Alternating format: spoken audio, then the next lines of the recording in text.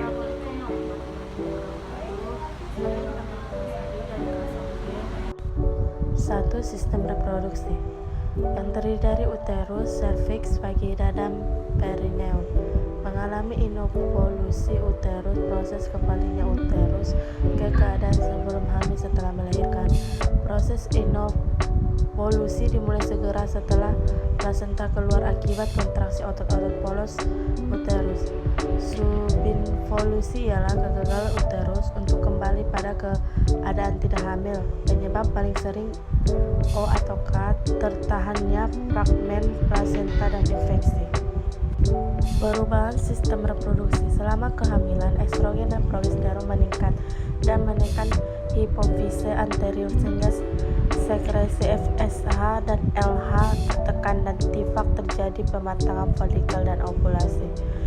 Yang kedua yaitu siklus menstruasi terhenti. Yang ketiga, setelah implantasi ovum yang telah mengalami fertilisasi dan villi chorioalis membentuk HCG.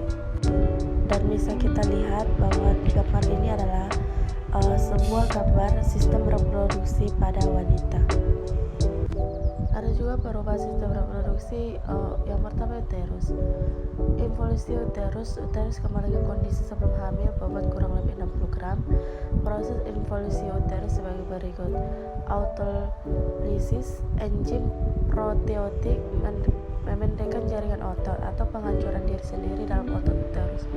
Yang kedua, polimorfagolitik atau makrofages, sistem vaskular dan limfatik.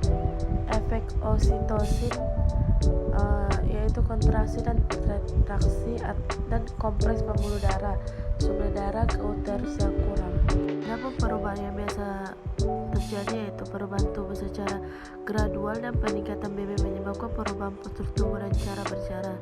Tonus otot menurun, pusat gravitasi bumi berarah ke arah depan. Peningkatan kurva lumbosakral yang normal atau lordosis berkembang dan terjadi kompensasi pada kurva area cervicodorsal atau fleksi anterior yang berlebih pada kepala.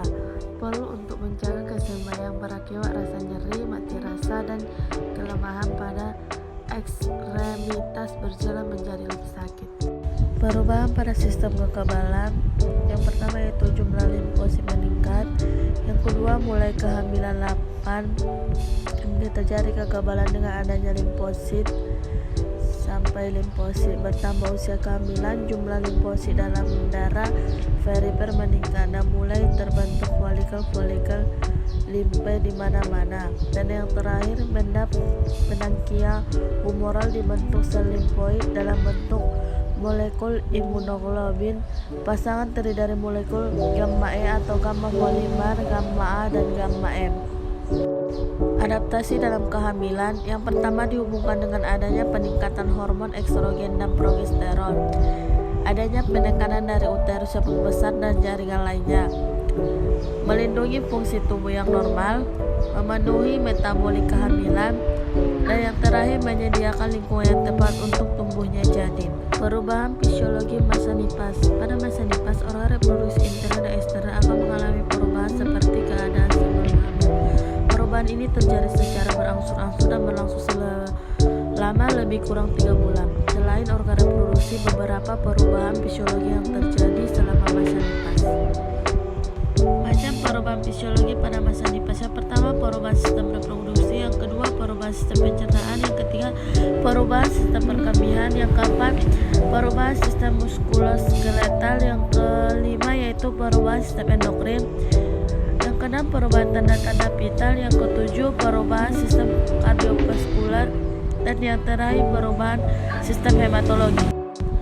Sistem endokrin. Perubahan besar pada sistem endokrin yang penting terjadi untuk mempertahankan kehamilan, pertumbuhan normal janin, dan pemulihan pasca partum atau nipas. Perubahan hormon selama kehamilan terutama akibat produksi estrogen dan progesteron, plasenta, dan juga hormon-hormon yang dikeluarkan oleh janin.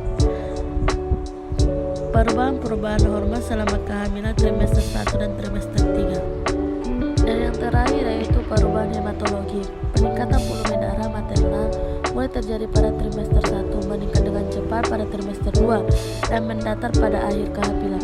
Dampaknya yaitu memenuhi kebutuhan pembesaran uterus dengan adanya hipertrofi sistem vaskuler. Yang kedua yaitu melindungi ibu dan janin dari penurunan venous rectum pada posisi supine.